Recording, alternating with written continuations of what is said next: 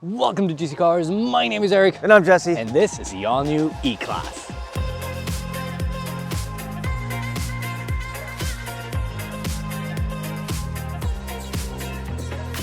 Will this suck? This Hopefully weather not. sucks. This weather sucks, yes. But the recent AMGs stopped sucking. So can the normal Mercedes just stop sucking? We shall find out. Because they kicked those 4 cylinders out of there, that's why. Exactly, 6-cylinder E450, beautiful 3-liter inline 6-cylinder. The only 4 is in the name, not in the engine bay. True. Yeah. Anyhow, this is called Nautical Blue Metallic. It's kind of boring, but you know. I dig it. Okay, it's like literally the worst weather to showcase off this color. Yeah. I'll be honest, I didn't like this new generation when they unveiled it and I saw the first photos. I thought it was kind of like, because the E-Class usually is very, very pretty. However, seeing it in person, It's pretty nice. it's pretty nice. Like I like the new headlights. This front end as the 53, the AMG, looks slick. It does. Only thing I don't like, because we got the Pinnacle trim on here, is there's like a light strip going around that at night frames the grille and it looks really tacky. Yeah, it looks like something you bought on Amazon and just like glued it on. Yeah, it's like, no, don't do that. Don't do that. What also doesn't look good. These rims, but these aren't the rims that you would actually get with the car. These are like the Winters. Yeah, exactly. They put winter tires on this. Like you can technically spec these, just don't. They look like EV rims. Yeah, so there's way nicer wheels, and this usually, as the price is, comes with way nicer wheels than these. So do that. Side profile, I think the E-Class always hits the nice sweet spot in terms of like profile, length, and proportions. C-Class is occasionally a little stubby. I was gonna make a joke there. Don't. The S-Class, it's always very long. Don't. And going to the back, which is my favorite part of this car. Aside from the fact that they managed to put even more Mercedes stars in this. Yeah, it's like, I feel like every Mercedes, if you just stare and look long enough, you'll find more and more stars somewhere. It's hilarious. But this little chrome strip above the lights actually makes this thing look so wide from the back. It does. It's really nice. I like that word you used to describe this car. What was it? Stately. Stately. Looks very That's a good word for this car. I agree. But is the interior stately and nice? Let's go find some more stars. All right, inside the all-new E-Class. It's a lot of glass. With the super screen. We've had the hyper screen in the EQS. This is the super screen. What's the regular one? Just the great screen, the okay Where's screen? the super duper screen? Yeah, it's like, hello, where's the mega screen? It's just gonna be like one screen. Like the whole windshield's gone. Okay, so very familiar Mercedes, but I would say with some tweaks, starting off with materials. Very nice. Everything's nice. Everything is nice and well built, unlike the EQE, which we'll never stop talking about. And a lot of other Mercedes, yeah. And like this is handle is so much supported. Yeah, so I'm not 100% certain if on the previous Mercedes there was this little brace on the arm. I don't think there was. So it seems like Mercedes is listening and like, purely hey. our video, obviously. Oh, totally. You are welcome, people. So yeah, the build quality is vastly better. Like this is actually no complaint. No complaints. There's no creaks. It's like it's really nice. It's really nice. The materials are nice. No piano black center stack just here. this. Yes, okay, but like the center stack, which is usually like piano, yeah, you can spec like an aluminum. But this, you can spec multiple different woods here. I like this. Funnily enough, in the US, actually, you cannot get this black ash open pore wood. You can only get other woods, not this one. So I like this one actually. I like this a lot. It feels really nice. It's just such a step up. Seats heated, ventilated simultaneously. Yay. Massaging seats. I think these are very comfortable. Cushy headrest. I'm a big fan of that. And then screen-wise, it's MBUX, so there's no huge change on that. We have this new infotainment, which you will always get, depending, even if you don't get the super screen. This is the same screen. It's raised up a little bit, but it's pretty much the same screen you're gonna get. It's MBUX, fast, Android Auto, Apple CarPlay, wirelessly. Right now, because it's close to Christmas, we get all these little Christmassy things like snow-covered items and some snowflakes. I just like the little touches. I do wish this monolithic design carried over into this gauge cluster. Yeah, I guess they can make it the hyper screen because they want to leave that for the EQs because we still have this regular old gauge cluster. Right. Once again, Android Auto and Apple CarPlay maps do not integrate into here, so you don't, like unlike on a BMW, you don't have Google Maps in your screen. Bit of a drawback, couple of, 1 point for BMW up in the corner. Yeah, and I could say like some of the infotainment usability is still not perfect, especially now that we have our HVAC in the infotainment, but to be fair, it's easily accessible, and I love these little pew, pew, pew, pew, All the lights, yeah. pew. That's pretty cool. Speaking of these lights, these are the best ambient light in any Mercedes. So bright. It is so actually like this giant is strip in daytime. front. Yeah, this is maximum brightness. At night I actually need to turn it down because it is blindingly I can bright. see how, because these are bright, and it's not the brightest day, but it's still daytime here. So, and I love it. You got these, and you got them along the side. You got accent lighting. Looks cool. Speaking of usability, moving on to this screen here, The super screen, which is just a passenger screen.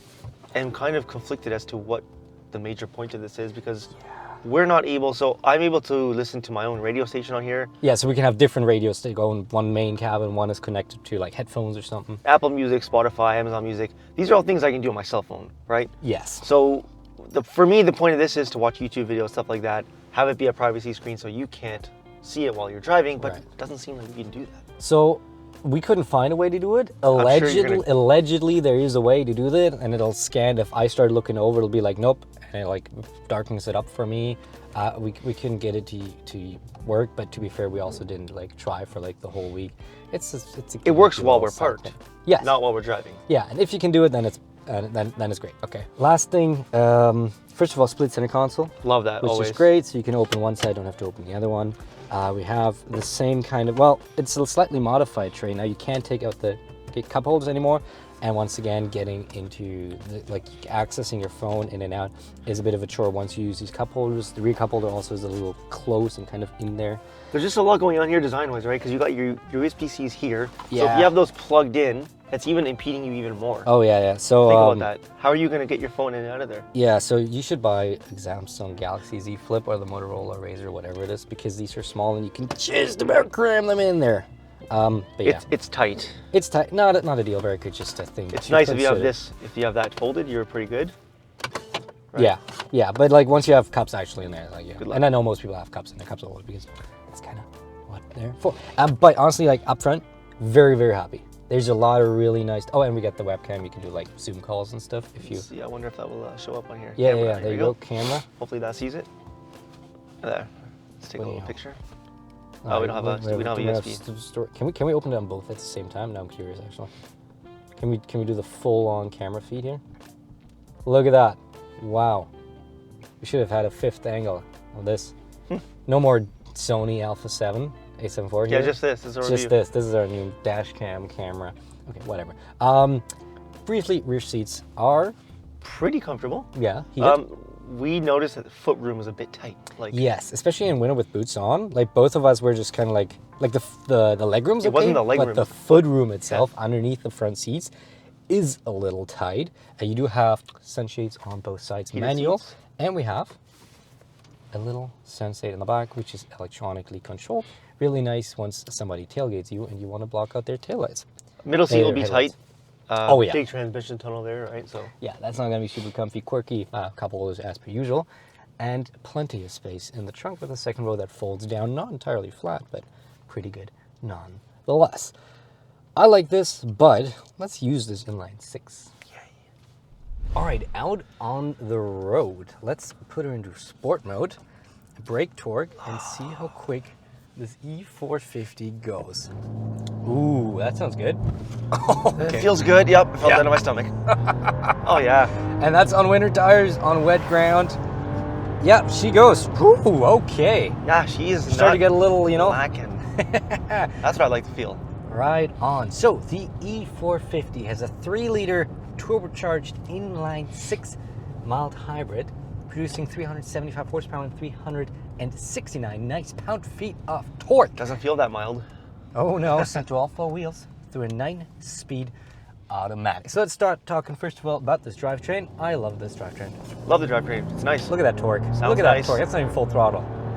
I don't know about if there's pumped in noise or not. It sounds nice. If it is pumped in, it's well done. Yeah, there might be like a touch pumped in noise.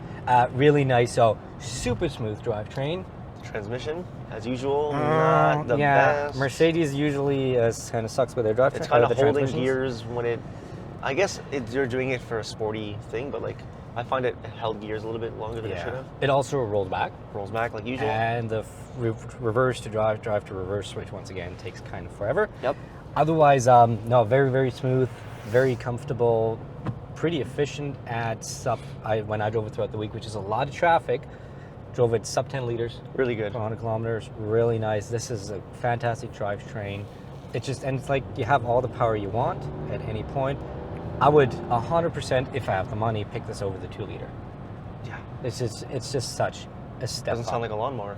Yeah, that's one thing. That's one thing. But as per usual, we do a little bit of a handling test. We're right back Have to be a little bit careful today. into sport mode. Yeah, what do you mean? Just about freezing in the wet road? What could go wrong here? All right, let's see what goes. I'll grab my handle for the handling test. Put it on, close the downshift. Wow. That was good. What? Not even complaining. Wow. Like, it didn't quite push me out, but that initial turn, it was like That was smooth. in. And honestly, that's something you notice when you step into these, and it's just even better than in a Genesis or something like that. Like, the Germans nail their chassis and the suspension. Like, these cars just drive that tad bit sharper than most other luxury cars do, and this is no exception to the rule. It drives really nicely, really smoothly, and remains capable. But let's talk about some daily driving with you behind the wheel. Let's go. Yeah. Yeah, it pushes me into these really comfy seats. I like that. One thing we do notice though is that it takes a bit of time to get into that turbo power band. Yeah, it feels like it takes a good while to spool up Yeah. and really give you all that power. And we're going to get to this in a second. Pedal calibration. A little mushy. Like I feel like there's a lot of travel in both. Yes, yeah. First of all, I find the throttle, it feels like everything is delayed by like half a second. You get on the throttle and it just takes a while. Like right now, I'm pushing the throttle at least 2 to 3 inches down, and it's really not like down and up, and it's not doing anything. Yeah, and even when you're out on the road, like in North America, you got a lot of stop signs, right? And once you come to a full stop as you legally are required. 2 seconds. Yeah, and then you go back on, it's just like you're back on the throttle, and it's like waiting and Yeah. waiting and waiting. And same with you go off the throttle, sometimes it feels like there's just a bit odd of a delay. And I once again hate the brake calibration. As we come to a stop sign here, it's so you push, then you find it, then you lose it, then you push, then you It's find just it, so then you lose it. vague. Like you just like, You're searching. yeah, you keep searching for that. I'd rather that than like a super touchy. You touch it and it just 100% screeches agree. to a Like halt. we're complaining about this because it's not great. However, not a deal breaker whatsoever. Like you're gonna get used to that just fine. It's no problem. We just want to mention it because Mercedes still just needs to put a little bit more work on that. And while I'm complaining, these heated seats, they turn down the the strength after about 5 to 10 minutes, which is a bit annoying, especially because we're in Canada and these are not boiling hot seats. They're really nice, but not quite like what the domestics offer. So I keep having to like put the level up. Tad bit annoying, no big issue. What makes up for that is having a massage. You want one? Yes, please. Let's go. Okay. Suspension.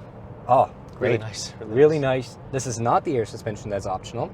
This is just a regular suspension. I can only imagine how that is. Oof. Like, and honestly, I wouldn't even do it. Like, It's unless you- $4,500. Like Yeah, like if you lease, maybe okay, consider it because you also get the rebuilt steering. if But- you own, it's going to be a maintenance issue. Yeah, so I would just stick to this because it's good. It's really comfortable. It is a soft suspension while still being, as you saw in the handling test, more than capable of propelling this car into any direction change you might And want it's it not to do. like There. It's good. It's got a bit of body roll, but Of course. this is not 80. it's a luxury sedan. Exactly, no problems. And what does a luxury sedan need to do? Be quiet. And I think, It's pretty quiet.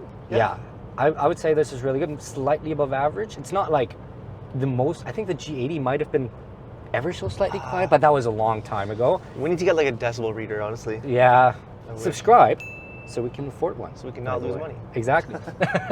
But no complaints about the noise or the ride quality in this whatsoever, which leaves us Tech. with tech. We got adaptive cruise control with active lane centering. They are coupled together, so there's no lane centering without the adaptive cruise control. No hands-free driving. Doesn't matter. It does work really well. I like it quite a lot. And yes, something like a Cadillac CT5 offers that. However, the CT5 does not compete with this in any regard because this is significantly nicer. It's a step above, yeah.